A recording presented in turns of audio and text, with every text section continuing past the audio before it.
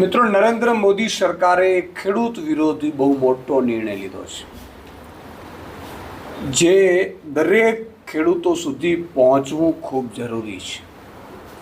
તમે જુઓ કે ખેડૂતો સતત દેવાના ડુંગરમાં ડૂબાઈ રહ્યા છે. ભારતના અંદાજે 16 કરોડ ખેડૂતો અને ગુજરાતના 54 લાખ ખેડૂતોને સીધી અસર કરતો આ નિર્ણય છે.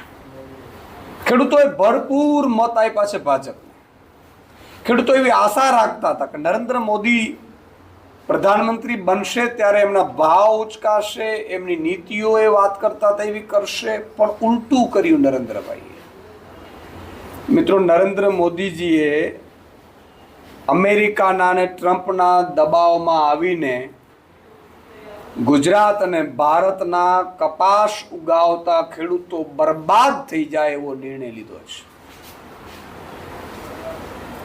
અમેરિકામાંથી કપાસની આયાત કોટનની થઈ રહી છે, એના ઉપર જે ઇમ્પોર્ટ ડ્યુટી હતી એ અમેરિકાના દબાણવશ આવીને ભારત સરકાર, નરેન્દ્ર મોદી સરકારે એ ઇમ્પોર્ટ ડ્યુટીને સેસ મળીને 13% આસપાસ હતું એ ઝીરો કરી નાખ્યું છે, ફ્રી કરી નાખ્યું છે.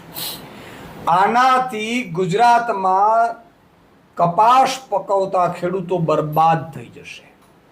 ખેડૂતોને ભાવ નહીં મળે, કારણ કે અમેરિકામાંથી જે કપાસ આવે છે એટલું સસ્તું કપાસ આવશે.